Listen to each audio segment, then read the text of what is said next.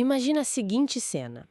Imagina entrar numa daquelas catedrais históricas monumentais, sabe? Aham, aquelas bem antigas. Isso, aquelas com arquitetura pesada, os vitrais altíssimos, o eco dos seus passos na pedra. É um ambiente que impõe uma certa reverência logo de cara. Com certeza. O lugar meio que te obriga a falar mais baixa, né? Exato. O ambiente inteiro meio que sussurra pra gente que existe algo ali que exige contemplação, silêncio. E, acima de tudo, uma postura de quem faz parte de uma narrativa imensa. Sim, é uma experiência de humildade quase. Pois é. Mas aí, imagina que da noite pro dia, essa mesma catedral histórica decida, sei lá, instalar letreiros de neon. Nossa, Uma máquina de fumaça pesada, aquelas luzes estroboscópicas de balada. E aí eles transformam a área do coral num lounge VIP. vira um evento completamente diferente. Totalmente. Em vez de silêncio, música pop no volume máximo. Em vez de, guias espirituais, animadores de auditório garantindo que a experiência do cliente seja, entre aspas, absolutamente inesquecível. O que é uma imagem até meio absurda quando a gente coloca assim lado a lado. Mas é exatamente sobre isso que a gente vai falar hoje neste mergulho profundo. Nós vamos dissecar uma crítica muito contundente sobre exatamente esse cenário. O material base de hoje é um texto chamado Quando a Igreja se torna um Clube, escrito pelo presbítero Marcos Benedito. E olha, o que torna esse material tão instigante não é só a questão estética, sabe? Como assim? É que ele não está só apontando o dedo para, mudou a luz, mudou a música. O texto usa essa transformação visual como uma porta de entrada para diagnosticar uma mutação muito mais profunda no DNA dessas instituições tradicionais. Aham, é mais sobre comportamento, né? Exato. O autor levanta um debate bem profundo, sociológico e comportamental mesmo, sobre aquele momento exato em que a cultura do entretenimento e essa obsessão moderna pela jornada do consumidor invadem espaços que historicamente nasceram para propor sacrifício. Sacrifício, confronto moral. E isso, transformação real, que muitas vezes é desconfortável. Bom, antes da gente mergulhar de cabeça nisso, eu quero deixar uma coisa muito clara para quem está acompanhando a gente. E isso é super importante. Pode falar. O nosso papel aqui, nesta imersão, não é defender e nem atacar a teologia específica do autor, tá? A gente não tá tomando partido de crença A ou B. Com certeza. O objetivo aqui é outro. Sim. A nossa lente de aumento tá focada estritamente na mecânica social, na parte psicológica e estrutural dessa mudança que o texto descreve. A gente quer dissecar os argumentos do autor para entender como uma engrenagem que antes operava baseada em propósito passa a operar baseada em conveniência. É uma distinção fundamental para quem nos ouve, porque o fenômeno que o texto descreve afeta diretamente a maneira como o nosso cérebro processa o pertencimento. Como a gente se sente parte de um grupo, né? Isso. Quando uma instituição adota a lógica comercial de que o cliente tem sempre razão, ela meio que altera radicalmente o contrato social não escrito entre o indivíduo e a comunidade. O texto argumenta que essa transição transforma o ambiente de entrega coletiva num balcão de serviços, certo? Exatamente isso. Vira uma prestação de serviço. Ok, então vamos desvendar isso. Eu acho que o jeito mais fácil de começar a entender essa tese do autor é olhando para o sintoma físico mais gritante dessa mutação. A arquitetura dos eventos. Isso, porque o espaço dita o comportamento, não tem jeito. Totalmente. Se você entra num lugar desenhado como um teatro, você se comporta como plateia. Pois é, se o altar que historicamente sempre carregou um simbolismo de renúncia, de reverência, recebe um tratamento de design focado em luzes hipermodernas, telões de alta definição, a mensagem subjacente muda completamente. Muda o foco, né? O autor descreve isso de um jeito bem claro, como a invasão do entretenimento. É o momento em que o culto deixa de ser um encontro transcendente e passa a ser empacotado como um espetáculo. Milimetricamente roteirizado, eu diria. Sim, tudo num tempo certo, focado em prender a atenção. E a consequência psicológica imediata de transformar o altar num palco é que, automaticamente, a congregação é rebaixada. Rebaixado ao papel de plateia. Exato. E uma plateia, tem uma expectativa inerente muito clara, né? Ela quer um retorno imediato pelo tempo e pela atenção que está investindo ali. E isso entra em choque direto com a premissa original da coisa, pelo que o texto aponta. Muito. O autor ilustra a gravidade desse desvio citando o Evangelho de João, no capítulo 4, versículo 24. Que fala sobre o que especificamente? Esse trecho estabelece que a adoração autêntica deve acontecer em espírito e em verdade. E aí o contraponto do texto é que essa preocupação moderna de entreter as pessoas acaba sequestrando essa verdade. Ah, entendi, porque a verdade ali exige esforço. Isso, a presença divina, segundo a lógica do texto, requer uma busca interior árdua. Mas o que acontece quando vira palco? Essa busca é substituída pela experiência sensorial humana, Que é fácil passiva. e altamente estimulante.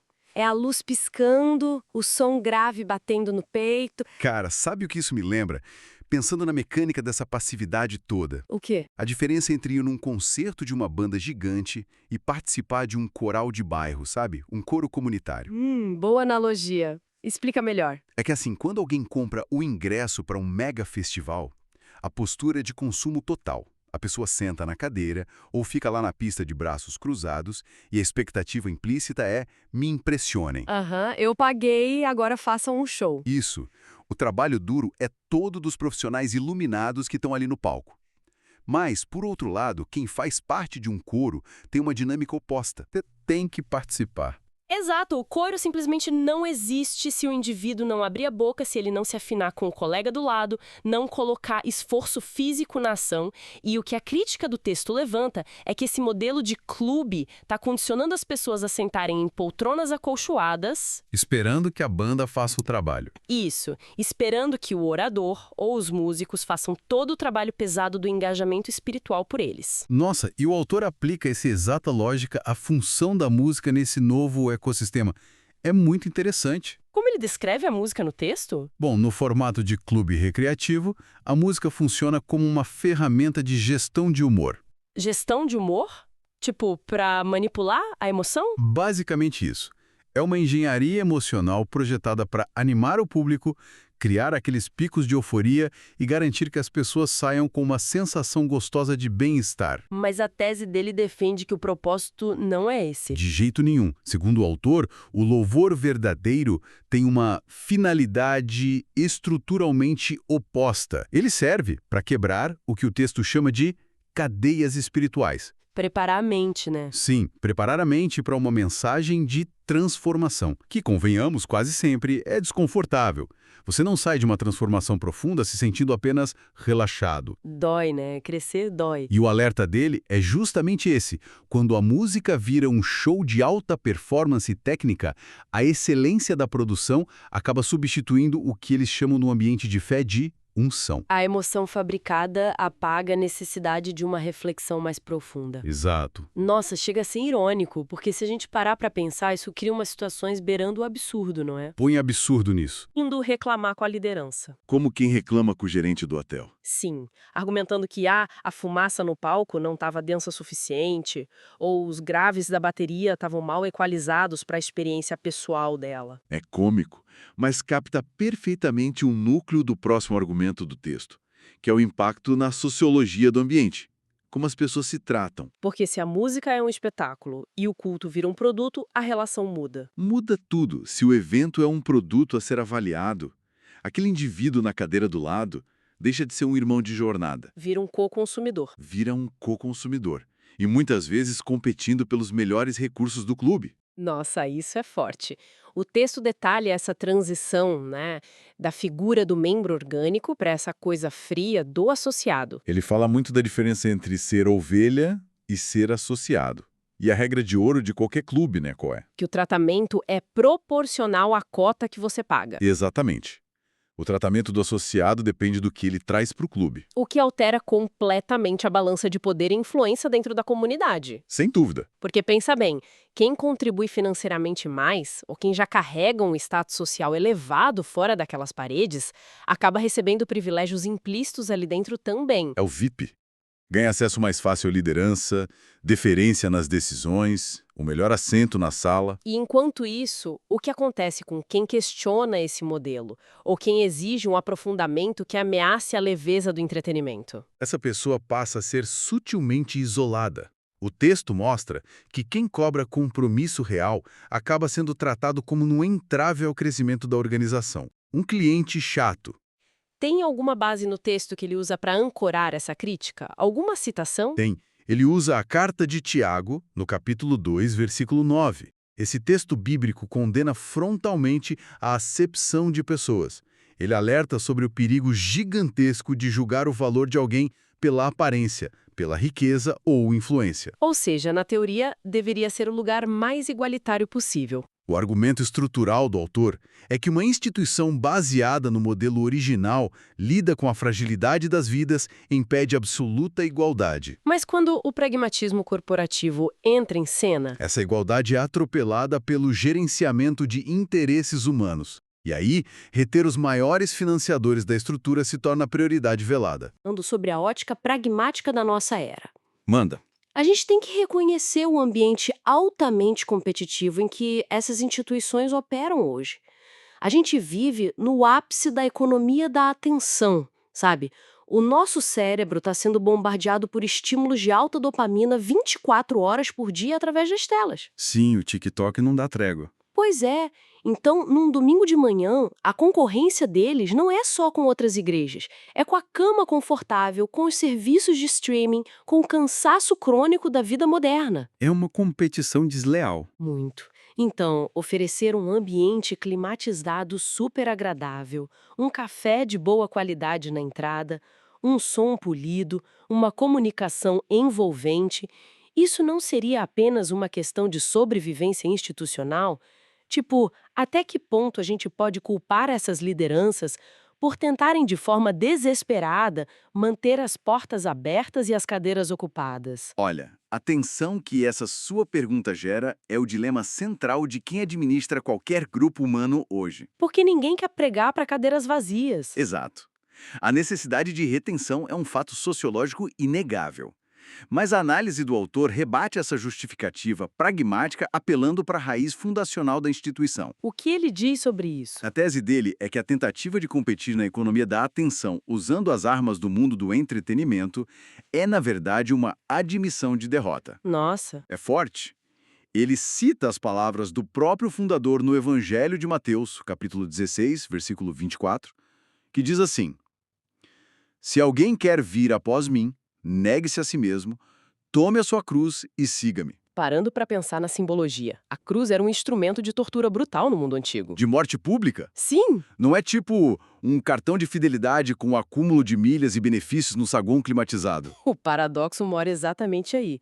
Porque o mecanismo de retenção de um clube foca no conforto e mitigar qualquer dor ou inconveniência para o associado. Enquanto a essência que o texto propõe Sugere que o crescimento moral, ético e espiritual verdadeiro só acontece no terreno do desconforto. da renúncia ao próprio ego, da renúncia e do confronto duro com as nossas próprias falhas. Então, quando a instituição tenta suavizar as arestas da mensagem só para não assustar esse consumidor moderno, ela até pode conseguir lotar seus auditórios. Mas perde a essência. Perde a capacidade de causar aquela transformação profunda que, no fim das contas, justificaria a própria existência dela. E tem um outro lado disso, né? Porque essa postura de passividade na plateia cria uma armadilha terrível para quem tá lá em cima no palco. Como líder, você diz? Isso. Porque se o público agora é uma massa de clientes super exigentes, o líder inevitavelmente deixa de ser um guia moral e se torna um gerente de satisfação do cliente. Ah, total. A pressão muda de lugar. Cara, sabe que isso me lembra muito a trajetória clássica do CEO de uma startup. De uma startup idealista? Exatamente. No começo, o projeto tem aquela missão disruptiva, valores inegociáveis, a vontade de mudar o mundo. Mas aí a empresa cresce, recebe aportes milionários de capital de risco, abre ações na bolsa E a pressão esmaga a missão. e esmaga completamente. Aquele CEO que antes focava na visão de longo prazo, de repente está passando noites em claro, cortando projetos essenciais que não dão lucro imediato. Ele começa a diluir a cultura da empresa. Tomando decisões puramente para embelezar o relatório trimestral e agradar os acionistas. Sim. O gráfico de crescimento tem que apontar para cima a qualquer custo. A startup vira um unicórnio bilionário. Mas um dia o cara acorda e percebe que perdeu completamente a alma do negócio. Olha, a analogia do mundo corporativo ilustra o mecanismo perfeitamente. Mas o autor sugere que a traição de propósito é ainda mais trágica no contexto da fé. Por quê? Pela fonte do recurso. Isso, uma startup realmente precisa do capital de risco para não falir. A lógica do balanço financeiro é a regra do jogo para eles. Já a instituição que o texto descreve, teoricamente, baseia sua sobrevivência e provisão numa fonte divina. Não nas doações condicionadas de uma clientela. Exato. O texto contrasta muito bem o papel da diretoria corporativa com o papel do pastoreio espiritual. Como ele define a diretoria corporativa? É aquela liderança eleita para administrar interesses terrenos, para equilibrar as contas e governar baseada na aprovação de pesquisas de satisfação. Enquanto o pastoreio espiritual O seria... texto usa Hebreus 13:17 para reforçar que líderes espirituais velam pelas almas, sabendo que vão prestar contas a uma autoridade superior, não ao humor volátil da plateia. Ele até cita Gálatas 1:10 para dizer que se o foco for agradar aos homens, a pessoa deixa de ser servo. É um peso muito diferente. E esse instinto de preservação de quem precisa manter a máquina financeira e de eventos rodando tem um preço altíssimo para a integridade do discurso, né? O preço é a verdade. Sim, porque se a meta principal é garantir que o salão continue lotado no próximo fim de semana, a verdade se torna um risco operacional gigantesco. O medo de perder o cliente acaba paralisando a liderança. O texto aponta para o esvaziamento da pregação. Fica tudo meio superficial. Totalmente. O confronto de atitudes prejudiciais, que, na linguagem do texto, é chamado de pecado, simplesmente deixa de acontecer. Ah, porque se apontar o dedo, o cliente vai embora para a concorrência. Isso. A demanda por um padrão de vida mais rigoroso e ético, que eles chamam de santidade, é varrida para debaixo do tapete. A narrativa inteira se torna só um eco de afirmações positivas e autoajuda genérica. Qual é o resultado final desse processo que o autor enxerga? O resultado é descrito por ele através de uma citação bem forte de Apocalipse 3.1, que diz: "Tens nome de que vives e estás morto." Nossa, pesadíssimo. É a descrição clínica de um zumbi institucional. Um zumbi institucional é uma imagem muito forte. O estacionamento está cheio, as luzes piscam, as planilhas financeiras estão maravilhosamente no azul, tem hiperatividade de evento social. Mas o propósito essencial, a vitalidade espiritual que deveria pulsar ali no centro, já não existe mais. Bom, se o diagnóstico é que esses espaços fecharam as portas em torno do próprio umbigo para agradar os sócios VIPs de um clube exclusivo, qual é a saída? Porque o antídoto tem que envolver a implosão dessas paredes, eu imagino. Envolve. A solução apresentada no texto repousa inteiramente no conceito de movimento. Movimento voltado para o exterior. E como ele baseia isso? Ele faz uma citação direta à primeira carta aos Coríntios, capítulo 12, versículo 27, que define a comunidade não como uma organização estática, com CNPJ, mas como um corpo vivo. E a biologia básica diz que um corpo saudável precisa se movimentar e interagir com o ambiente para não atrofiar, certo? Exatamente. A premissa central é super direta. Se a engrenagem gasta a maior parte do seu tempo, talento e dinheiro criando atrações internas só para convencer as pessoas a não irem embora, a essência já foi rompida. O foco virou manutenção e não missão. Sim, o imperativo fundador, relatado em Marcos 16, nunca foi um convite para ficar confortável num ambiente controlado. Foi um comando imperativo de ir para o mundo, o famoso ide. O que torna a proposta do autor muito mais pragmática, né? Ele lista dinâmicas de ação que forçam essa saída do ambiente esterilizado. Lista, sim. Ele elenca 4 práticas essenciais. E o fio condutor de todas elas é justamente o atrito e a vulnerabilidade do mundo real. Quais são essas 4 práticas? O evangelismo, o culto no lar, as visitas e as missões. E como ele diferencia esse evangelismo de, digamos, uma simples prospecção de mercado? Ótimo ponto. O evangelismo ali é estruturado não como bater meta para recrutar novos pagantes para o clube. É descrito como uma consequência natural de compaixão pelas pessoas em vulnerabilidade. Inspirado por Mateus 9, quando Jesus olha para as multidões aflitas. E sobre os cultos no lar e as visitas? Isso é o resgate da configuração orgânica da igreja primitiva, lá do livro de Atos. A ideia é descentralizar o encontro religioso do megatemplo e levar para dentro da casa das pessoas. O que quebra aquela simetria do palco que a gente estava falando. Completamente. Ele usa a história da visita de Jesus a Zaqueu, em Lucas 19, para validar esse cuidado direto, olho no olho. E, por fim, as missões, que representam o choque máximo de realidade. o deslocamento para realidades e culturas de escassez absoluta. E analisando o mecanismo por trás disso, especificamente do culto no lar e das visitas, eu percebo rapidamente porque isso é a antítese do modelo de clube. Por que você acha? Porque voltar o foco para as casas exige um nível de vulnerabilidade brutal da nossa parte. Não tem filtro de Instagram na vida real. Exato. Imagina sentar no sofá velho da sala de uma pessoa que está em crise.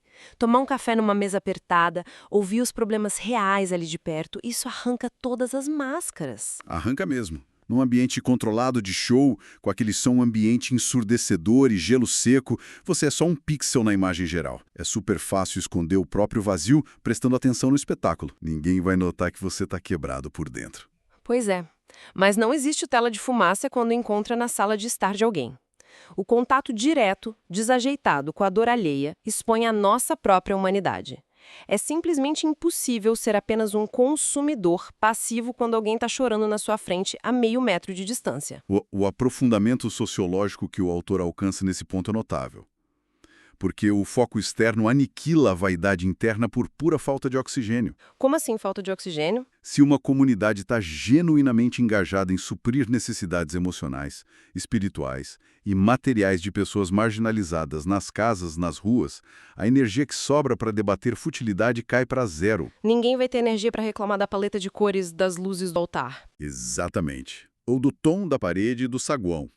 Em suma, ele conclui que o valor imensurável de uma instituição só é ativado quando o compromisso implacável com a transformação do ser humano anula a busca ansiosa pelos aplausos e pela conveniência do público. Sabe, essa síntese é poderosa porque ela ilumina uma falha de caráter sistêmica que transcende muito as paredes das instituições religiosas. Transcende para o resto da sociedade, você diz? Total!